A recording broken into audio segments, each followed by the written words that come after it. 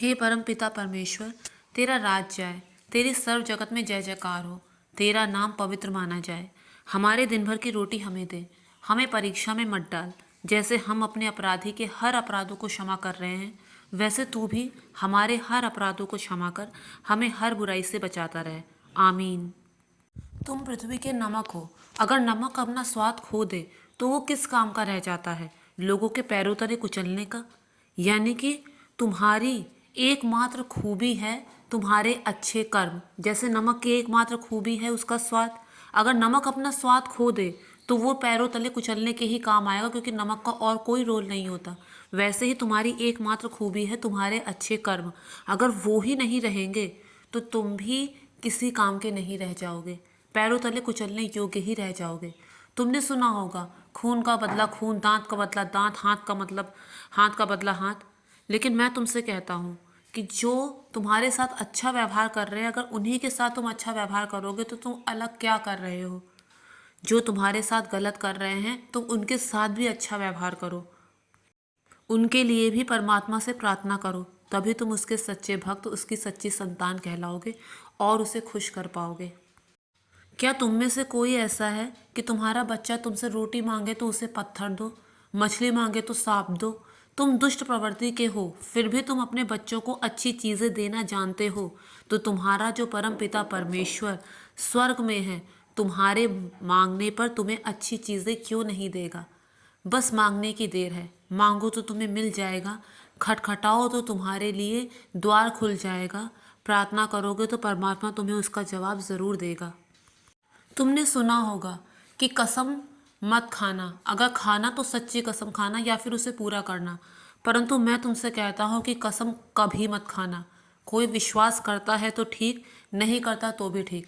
तुम स्वर्ग की कसम मत खाओ, क्योंकि वो परमात्मा का सिंहासन है।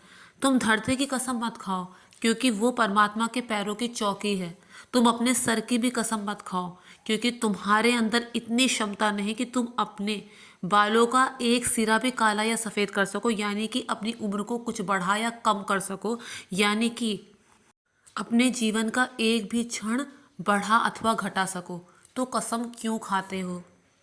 जो लोग आज दुखी हैं, निराश हैं, जिनके पास कुछ नहीं है, स्वर्ग का सिंहासन उन्हीं का है।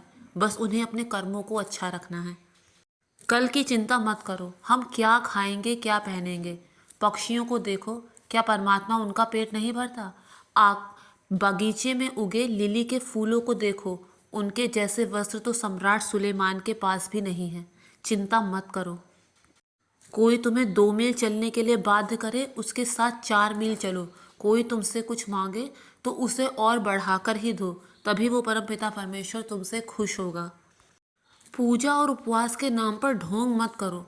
कुछ लोग ऐसा करते हैं कि जब वो प्रार्थना करते हैं तो सबसे ऊंची जगह पे चले जाते हैं, ताकि उनकी प्रार्थना दूसरे भी नोटिस करें, उनकी प्रार्थना दूसरे भी देखें और उनसे प्रभावित हों।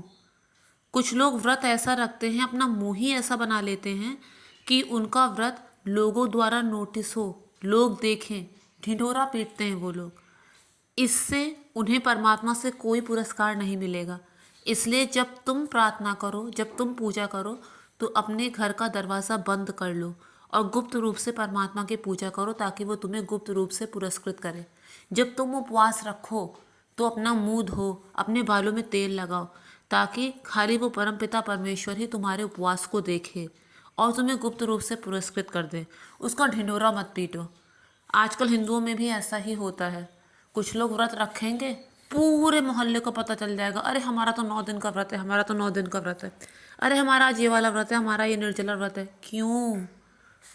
चुपचाप व्रत रखो, ताकि केवल परमात्मा उसे नोटिस करे और उसके बाद वो तुम्हें गुप्त रूप से पुरस्कृत कर दे।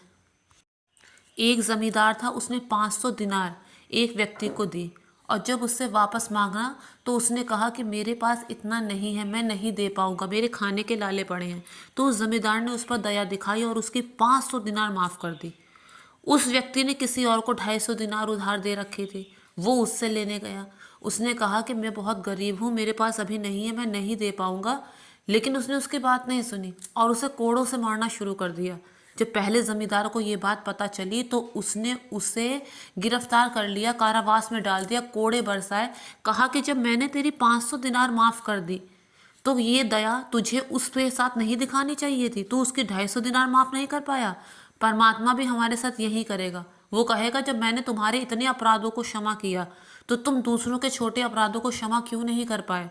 अगर चाहते हो कि तुम्हारे अपराध भी क्षमा हो तो तुम्हें दूसरे के अपराधों को भी क्षमा करना सीखना होगा, नहीं तो फिर परमात्मा से उम्मीद नहीं करना।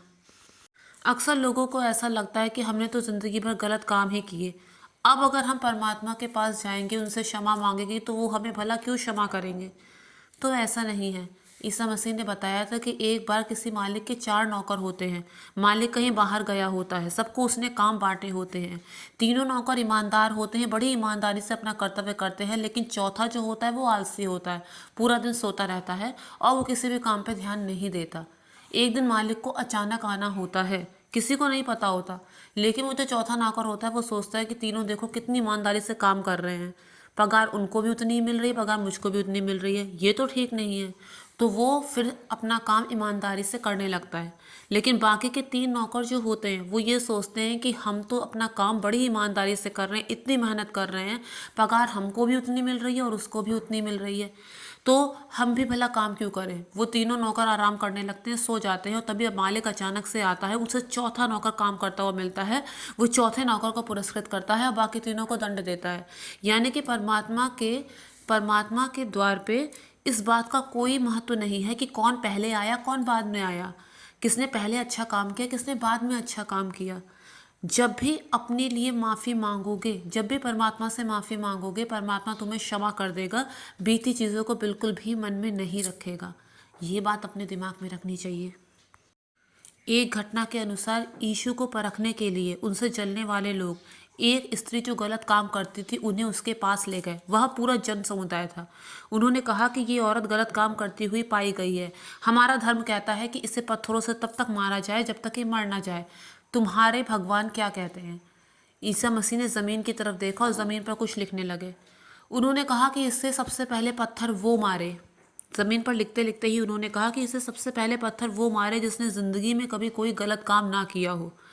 इतना कहने पर वहाँ पे एक चुप्पी छा गई और थोड़ी देर बाद जब उन्होंने मुंह उठाकर देखा तो वहाँ पर कोई नहीं था, सिर्फ वो स्त्री खड़ी थी। ईसा मसीह ने उस स्त्री से पूछा, क्या हुआ, उन लोगों ने दंड नहीं दिया तुझे। तो उसने कहा, नहीं, वो सब तो चले गए। तो उन्होंने कहा कि तो मैं भी दंड तुझे नहीं दूंगा, जा, लेकिन फिर कभी पाप मत करना। फ्रेंड्स, अक्सर ऐसा होता है जब हमसे कोई गलती होती है तब तो हम वकील बन जाते हैं कि हमने ऐसा किया, हमने ऐसा कहा, क्योंकि उसने ऐसा किया था, उसने ऐसा कहा था, ये हालात थे, ये कंडीशन थे, मेरी जगह कोई भी होता तो ऐसा ही करता, फलाना फलाना फलाना। लेकिन जब दूसरे से कोई गलती होती है तब हम फौरन जज बन जाते हैं, अरे इसने इतना गलत काम किया, ये किया वो किया। जजमेंटल है क्या। एक घटना के अनुसार ईसा मसीह किसी के यहाँ मेहमान बनकर पहुँचे थे।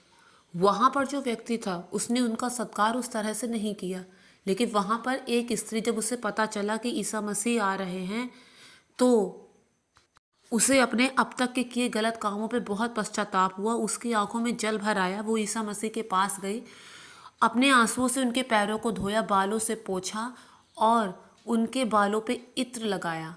वो आदमी जो सब कुछ देख रहा था उसे ये चीज़ बिल्कुल अच्छी नहीं लगी कि उसने कहा कि आप जानते हैं ये स्त्री कौन है, ये गलत काम करती है।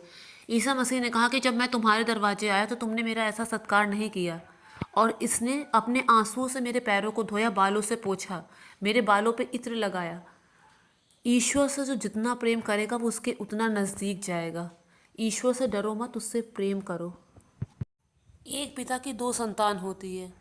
एक संतान आज्ञाकारी होती है, पिता के आदर्शों पर चलने वाली। दूसरी रास्ता भटक जाती है, पिता को छोड़कर चली जाती है।